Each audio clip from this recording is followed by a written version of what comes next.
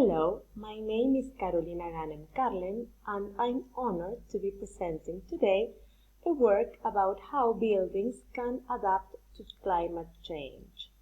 And as I'm from Argentina, specifically from Mendoza, that is a province in the central western of Argentina near the Andes Mountains, and here wineries are a part of the main industry of the region as we produce wines, and some of them are very good. I encourage you to try them. We were wondering how, as researchers in passive and low energy architecture, we could contribute to this industry to reduce the energy loads this industry requires. And so we will be working and thinking about wineries. One fact that draw our attention is that some wineries consume 10% of the average, while others consume 3 times the average. How's that? It's a very different amount of energy for the same purpose. So with that in mind, we started thinking about the climate in Mendoza, that it's very complex. It has very hot summers and very cold winters, with a lot of daytime differences between day and night.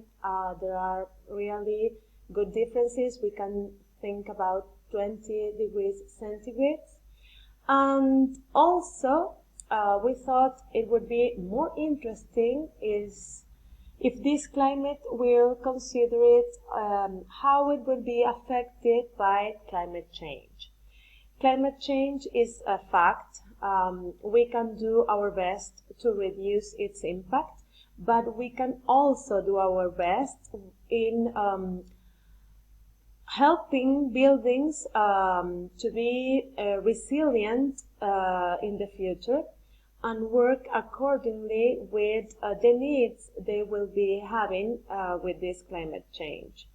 About this chart, I'm very interested in you to focus about the differences about they will have minimum temperatures let's say in 60 years, and the differences maximum temperatures will have in these 60 years. You can see that minimum temperatures will be higher. They will present almost 5 degrees centigrade more, while maximum temperatures will be around 2.5, 3 degrees centigrade more. So minimums will be higher, and our passive strategies need to take this into account, as they are going to be designed, or they should be designed according to these climatic characteristics. So let's go to the project. This is a winery that will be built in the Valle de Uco. It's a valley, intermountain valley. It has a very good advantage as part of the winery will be underground, and it will be very easy to maintain the 15 degrees centigrade that wineries require for the breeding of wines. As other spaces must be built above ground, we work with the architect team on the definition of the envelope, how this envelope should be built so that it will perform as we want, and the energy loads will be diminished.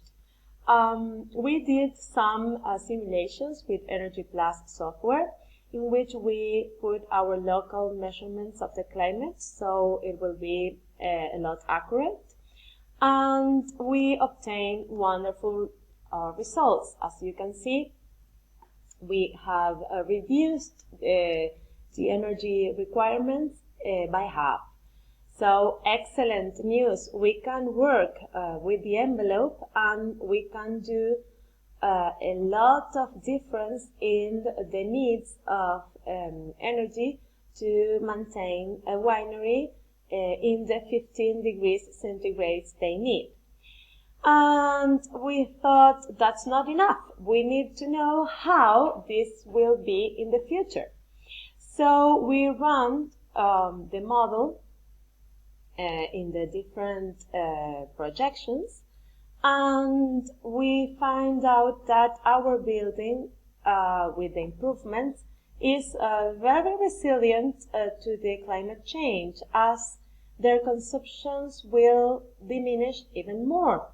So if we see, the original project has a reduction in the heating load, but also an increment in the cooling load.